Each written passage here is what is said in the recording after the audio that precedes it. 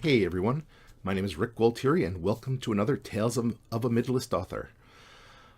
It's an interesting time in the author community right now, or in the publishing industry in general, because we've moved out of, I guess, those heady days of growth, and now we're kind of like reaching that saturated market point, and as a result, there is just all sorts of, I guess, interesting stuff going on out there. But the one I wanted to talk about today was unexpected expectations, and more importantly, why it's okay to fail. Now, going out there, I mean, just in my general perusals of like Facebook and like in various forums I'm on, I see all sorts of interesting things. I see you know advertisements basically saying, hey, anybody can be a Kindle millionaire without writing a book. All you have to do is write a pamphlet and just take my course and do this. I see marketers offering guaranteed sales for their services, all all sorts of crap like that.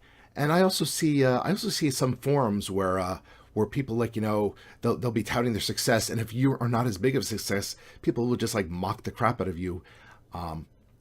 And I just want to just want to step back and point out that all of that is bullshit. Um, First of all, with regards to success or failure, you need to the first thing you need to do is define what encompasses that. Um, there's personal success and failures, and then there's financial success and failures. Personally, I've had some books that have definitely tanked. However, I'm proud of almost every book I've put out there.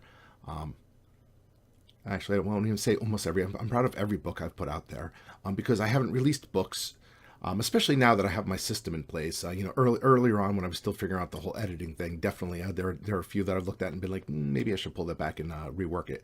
But these days, I'll be perfectly honest, I don't release a book unless I'm personally happy with it.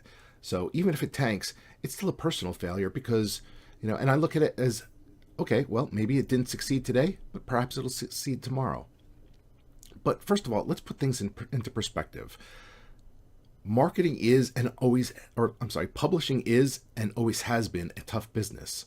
It's one of those businesses where, let's be honest, anybody can write something. Doesn't mean it's good, but anybody really can write something. But only a very small percentage ultimately succeed. I think last time I checked, there was like something like 6 million books in the Kindle store. If you think about it, only the top 100,000, which is under 2% of that, sell in any number at all. And of that, only that top 10,000 move in maybe double digit or higher numbers. Amazon's system kind of works in the way that the higher in rank you are, the harder it is to move the needle. So think about it. There's at any given time, there's 5,900,000 or more books sitting out there that nobody's buying. And the needle can move really quickly. You can go from a rank of 6 million to like say 150,000 and be like, holy crap, I just moved up a ton, and that represents one sale. So put a little perspective in there. Um, and and with all the all the stuff going on with just people trying to scam you out of their money, or or offer things that are against terms of service, it really does muddy the waters of what is success or failure. The problem being that almost any forum you go on, any groups you go on, people are touting their success. And as a result, that kind of can make you feel like, well, if I don't knock it out of the park on my first try, then I'm doomed. That's not true. So first of all, let's get it out of the way. There are no guarantees in this business, and anybody selling you guarantees is probably doing something that jeopardizes not well possibly them, but your account. And if you work with them, there's a possibility that bad things can happen, such as your account being closed. So anytime you see a guarantee, I would say step away, and reconsider that. Likewise, I'll be perfectly honest, anybody mocking the fact that your books aren't selling, they're an asshole, and maybe you should find a better crowd to hang with. Um, now, here's the thing.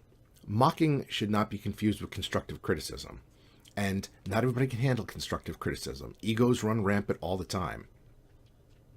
You need to check that stuff. If you go on there and if you go on to some place and be like, hey, I just put out the best book of my life and it's not selling, why? Well, first of all, let's be honest. The best book written out there could possibly go unseen if the marketing and such is not correct. And sometimes, hey, sometimes lightning doesn't strike. Outside of that, if people come back and say, well, hey, your blurb isn't very good, you're like, your cover isn't very good, rather than take that as like, as an insult, maybe take a step back and like, take a look and like, and think of those things. Usually it's pretty easy to tell, at least I've found, the difference between somebody like, making fun of you versus somebody just having just joking around versus somebody actually offering constructive criticism. So that's the first thing I'll say there. Secondly, just because something fails today doesn't mean it will fail tomorrow. I've mentioned this before, but my Toma Bill series didn't start selling until the third book, and at that point it was my fifth release. I had been doing this for a year and a half and averaging maybe like, if I was lucky, 30 sales a month. And you know something? It was all good because I was having a lot of fun doing it. I was having fun. I was writing like cool stories. I was learning the business. I was making mistakes, and never once did I bother did I step back and be like, well, this didn't sell, so I must be an insta failure. No, you know why? I stuck with it. I believed in it. I was having fun, which I think is the most important thing. And hey, I figured it would either happen or it wouldn't. And if it didn't, oh well, I tried. And there's nothing wrong with trying and failing. And the thing is, sometimes failure is good because it puts it in perspective. It's kind of like, let's think of it like high school. If you ask somebody out on a date and they turn you down, you might think that that's the most devastating thing in the world at the time, but the reality is you're no worse off than when you started. You tried, you failed, oh well, move on to the next one. And if that fails, move on to the next person. If anything, I think failure is more difficult if you're used to success. And I find that like, it sometimes hits hardest with people who knock it out of the park on their first try, and then like subsequent books like, tank, and they don't really know how to handle that. But the truth of the matter is you need to step back and take that perspective. Is any author who's doing this for any given time, they're going to eventually write something that people just aren't going to, either it's not going to hit the right crowd, people aren't going to like it, it's not going to resonate. For whatever reason, it's going to be a failure. There is really no such thing as continued success. If you think about it, even the big names out there, they have a few books that like, that maybe they move because they're huge names, but they really weren't like, they're really not consistently great sellers for them. But again, a lot of it depends on how you how you view failure. And whenever you go out there, people like look and say, well, if you don't sell, you're a failure. And again, I counter and that say, every book I've put out there, especially since I've gotten my system in place, I've considered a success because I'm happy with it. Because if I wasn't happy with it, I wouldn't have released it. I also think it's not a bad thing to be afraid to to occasionally fail, because sometimes I'll go on forums and I'll see somebody be like, oh, my next book, it has to be a success. It has to. So, and they just put these like unrealistic expectations on themselves. And I don't think that's really healthy. But I also think that causes people to pull back and maybe not experiment enough. Last year, and part of this year, I'll say has been kind of a financial failure compared to like years past for me. And part of the reason is I put out different stories, and some of those stories did not resonate with my audiences. I'm very proud of those stories. Midnight's Daughter, it's an anime type tale. Didn't really sell very well, but a lot of people seem to like it, and I really enjoy it. And eventually, I'll probably get back to I'll probably write a sequel and work on that and see what I can do with it. I put out a comic book earlier this year, and the comic book was a pretty heavy investment for me. And to be perfectly honest, it tanked. Financially at least. However, it was an awesome experience. I had a lot of fun, and hey, I get to tell people I'm a comic book writer. And if you come to one of my booths at a con, it's sitting right there, and I'm super proud to show it off. And maybe someday, I'll pick that up again, or I'll find a publisher to pick it up, and we can move forward on that. But financially wise, hey, if that's the only way I judged it, yeah, oh well, that sucks to be me. But if that's not the only way I judge it, And as I said, trying new things, because sometimes like you try different and interesting things and you put it out there, and you know, sometimes it works, sometimes it doesn't. But it also allows you to grow as a writer and stretch those creative muscles. Like, I know some people who write in one genre and one genre only, and they pretty much put out the same types of stories over and over again, and that's fine. And sometimes they do that because they enjoy it, and that's awesome. If you're enjoying what you're doing, and that's like, you found your niche, and that's cool, that's great. Other times I see it out of fear. And that's where it's not so great, where somebody's like, no, I have to stick to the same tropes because otherwise this will fail. Well, here's the thing. Eventually, trends die and tropes fail, and people get tired of those. And if you're riding that train, and that's kind of like, you're just doing that out of that fear versus that love, you may find eventually that like that dries up, and as a result, you have all of those eggs in one basket, and now you're gonna like scramble and like freak out because now you got to jump to the next thing. And at some point, you just find yourself just chasing trends that you hate, without actually trying passion projects that you can put your heart into.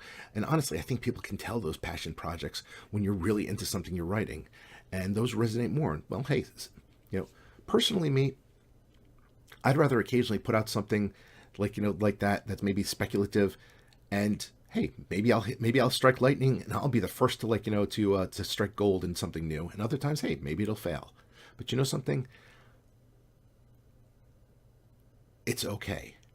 Because the other thing is, every time I fail with something, whether it's marketing, a book, or whatever, I also try to learn something from that. I try to step back and figure out why it did that and how I can fix that for next time. Because I think in any industry, you're going to find that the true marks of success are people who just did not quit.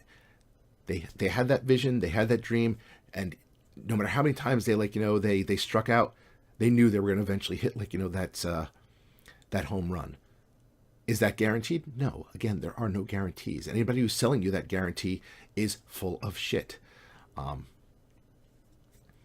also with that failure and growing, you do have to be realistic, because there are some people who if you don't learn anything from that failure, you're really not growing. And growth is really what leads to that success. Growth leads to mastery of of what you're doing. And again, no guarantees, but I think that is really the way to do it. You really can't be a success without having a few failures out there, and you need to not worry about that. Accept criticism, check your ego at the door, and I would say above all else, never ever grow so desperate that you turn to black hat methods, that you just completely compromise your morals and say, screw it, the rules no longer apply to me, I'm just going to do whatever it takes. Because I'll be perfectly honest, that's not success. That's cheating, and eventually there's a good chance that you're going to get caught. And if you get caught, you're probably going to be the first person screaming, oh, I didn't do anything wrong. But the reality is, yeah, you did. So that's really not succeeding. Succeeding is hard work, stick-to-itiveness, mastering your craft, and eventually hopefully growing that readership, and knowing that you truly did earn it. That's success. I'm going to post in the comments. My friend Drew Hayes also, a while back wrote a blog post on this, which offers a different perspective. Although I think you'll see some similar thoughts in there, with regards to why it's okay to fail. But those are my thoughts on that. Don't come into this business thinking that you need to knock it out of the park the first time. It's very rare that you do. And it's also very rare that you're going to sustain that throughout your entire career. It's like, yes, it does happen, but, once again, we're talking winning the lottery there, odds, So thinking that because you didn't just means you're an instant loser in this. Don't let that destroy you. Pick up the pieces, learn, try harder, have fun, and, I think you'll find it a more rewarding experience down the line. And if it doesn't happen, once again, there's no shame in saying that you tried. Absolutely none. I think the only shame is saying that, well, hey, I compromised my morals and I did something that I shouldn't have. In which case, hopefully that doesn't become you. All right, my name is Rick Gualtieri. This is Tales of a Midlist Author. We're moving into Halloween and NaNoWriMo. And if you're doing Nano, good luck with that. And if you're not, hey, whatever it is you're doing, likewise, good luck with that. And I will talk to you again really soon.